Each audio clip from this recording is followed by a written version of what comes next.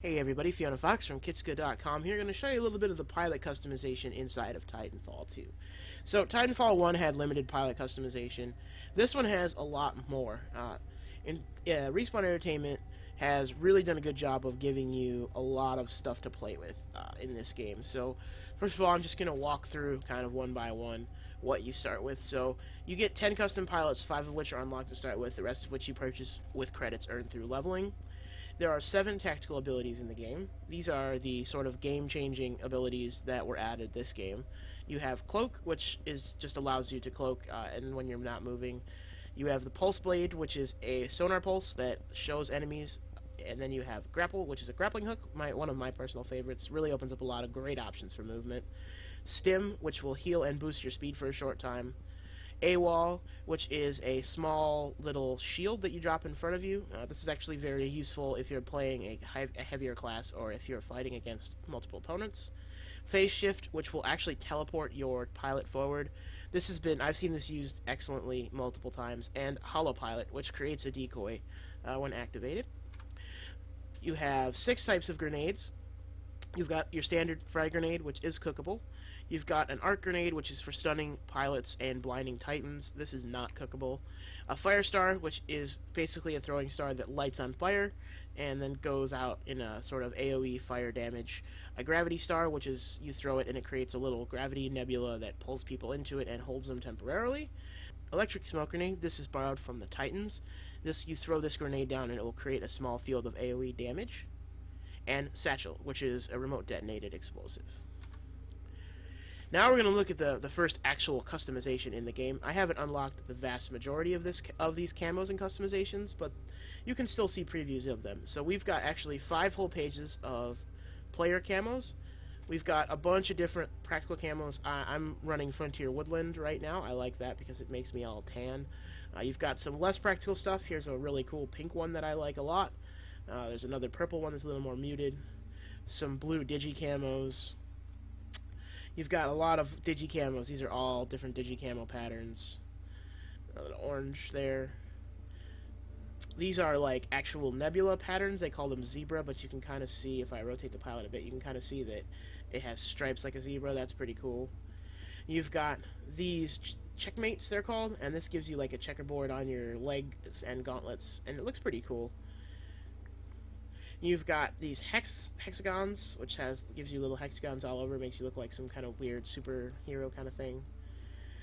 And of course, you've got your standard just camos. There's a few of those. We've got triangles, scales. Scales look pretty neat.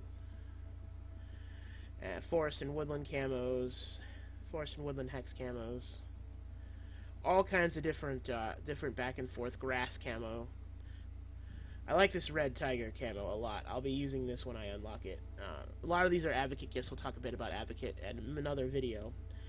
I'll link that video in the description. Here we have ocean tiger, blood tiger. Some of these are really cool. I mean, there's some just awesome camos. Like, look at all these different like colors.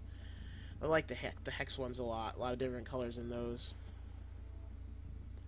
Not as many gaudy colors as there were in Call of Duty, but still quite a lot of bright colors. And of course, you can change the gender of your pilot. What kind of pilot you have is based on your tactical ability. So this with gender, change the gender depending on your tactical ability. You can change it. All right, let's take a look at the weapons. So we have 4 assault rifles. We have the R201 carbine, which is full auto and high accuracy. The Hemlock BFR, which is a 3-shot burst fire assault rifle. The G2A5, which is a semi-automatic precision rifle. This thing absolutely destroys. And then you have the V47 Flatline, which is a full auto rifle with a heavy punch. Each of these weapons has the possibility of additional 4 attachments. So if I select the R201 and then I select the first set of attachments, you'll see that there are 6 attachments for the R201. Extra ammo, Gunrunner, which allows you to shoot while sprinting. Extra ammo is incredibly self-explanatory, guys. It's just extra ammo. Speed Loader, which gives you faster reloads. Gun Ready, which gives you faster transition into aiming down sights after you've been running. Quick Swap, which is a faster transition when switching weapons. And Tactikill, which means pilot kills increase tactical availability. Your tactical ability is this ability right here, Grapple, or whatever you select. So I've found myself usually just running. You can get up to 2 of these, and then this is a pro screen. It will give you a kill counter basically. So these are the 2 attachments. I usually will run extra ammo, and sometimes I'll run quick swap, but usually it's more valuable to run speed loader. I've not yet found a use for aiming down sights in this game. Aiming down sights does not occur very often. So you can see pro screen, and you can see when it unlocks after R201 regeneration, which is after you get to the max level. So each of these guns has a level. You can see the little ticks down here. You level each time you get a pilot kill in game. There are also gun camos. I'm not going to go through every single gun camo, but you can apply any different gun camos you want to your gun. Same sets of camos you had for the for the pilot camos. These are just for your gun, so you can put them on your gun in different camos. And it only applies to the areas that are not black, obviously. So you're not going to get your all colors. So all of the assault rifles have the same sets of add-ons. This is the Hemlock I've just switched to. You can see we have extra ammo, gun runner, speed loader, tactical, quick swap, gun ready. They all have the exact same set of add-ons, and those add-ons, and they also have all the exact same sets of camos. That I've encountered so far, no unique camos for guns. Doesn't mean they don't exist in the game. I just haven't encountered them yet. So that's all the assault rifles. Next, we'll go on to submachine guns. We have the car. This is the gun that I have the highest level on. The car does not... You don't even have to aim this thing. It's just... I don't even ever aim down sights. You just go ahead and it just shoots lasers straight ahead. You have the alternator, which has 2 barrels, and this is actually a pretty cool gun. I've used it a little bit. It does a lot of damage. It's pretty inaccurate, but does a lot of damage. The Volt, and this is an energy weapon, so it doesn't have ammo. And the R97, which is just... shoots all the bullets all at once. Anybody running the R97 has to be right next to you, because as soon as they press the trigger, it's gone.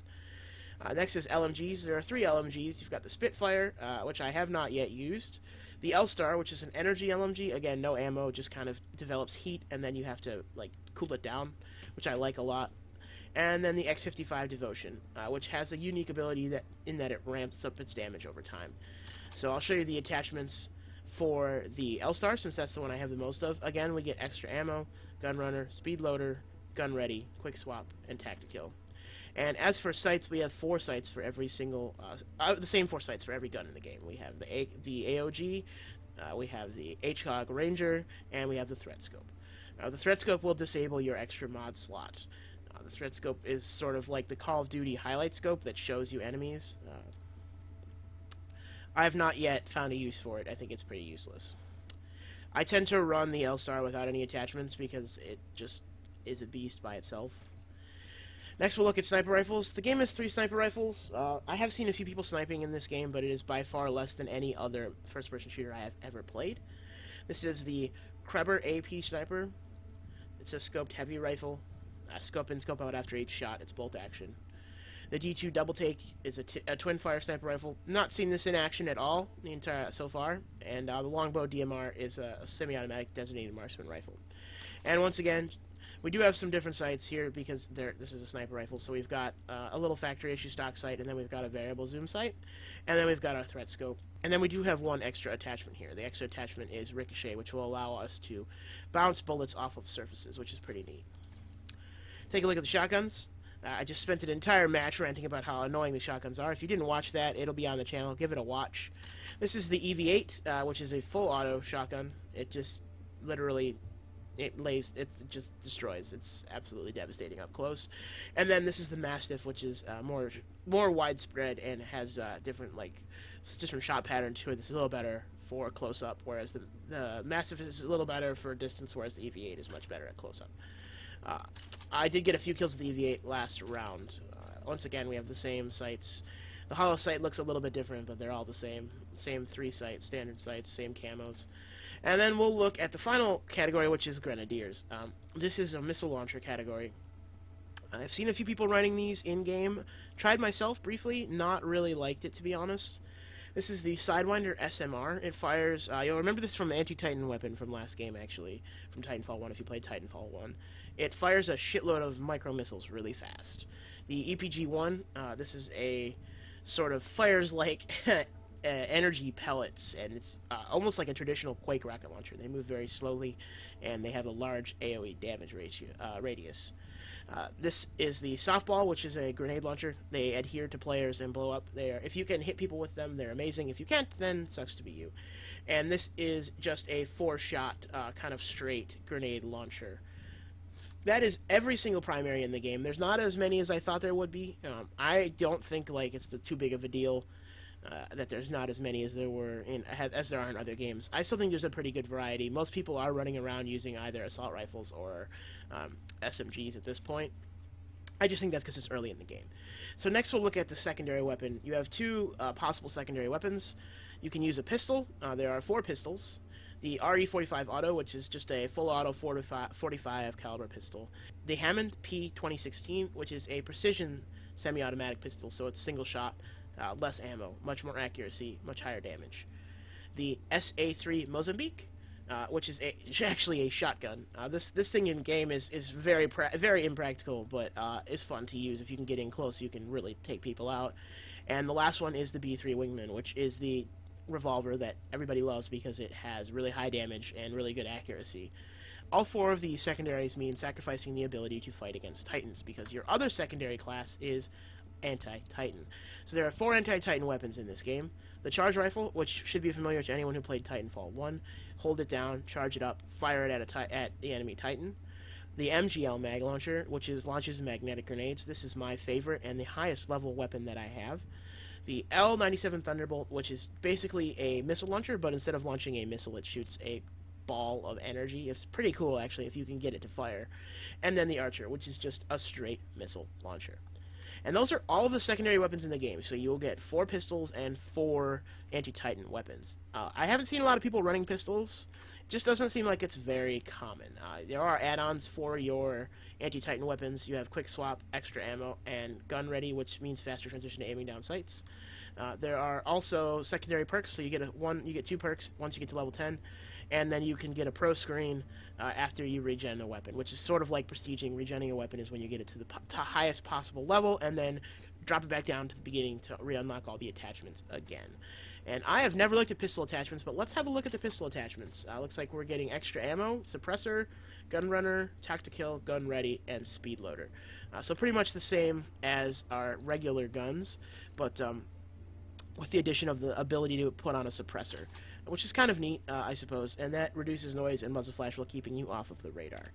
So that's all of our primary and secondary.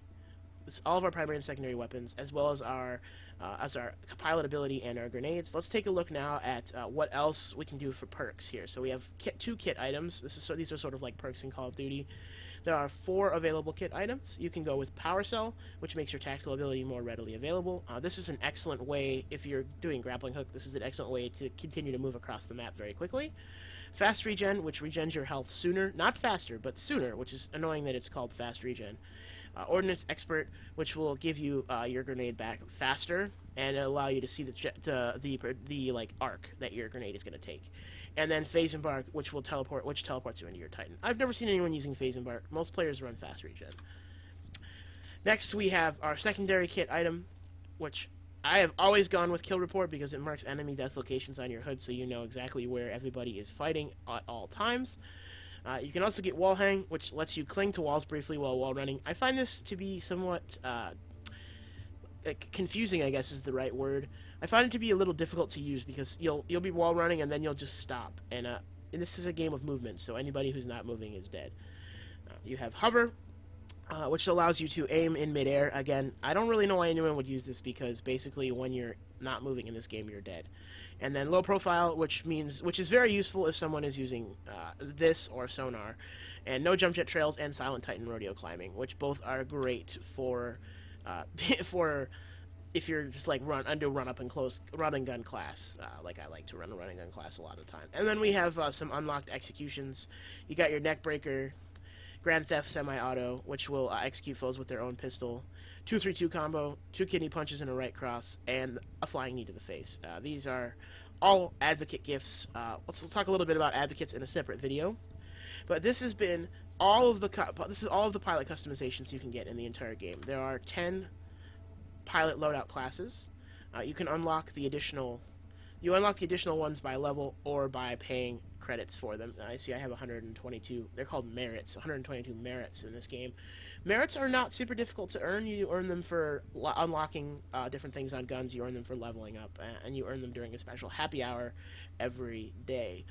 They're not incredibly difficult to earn, but it is an interesting way of doing level up items. So this has been Fiona Fox with Kitsuga.com.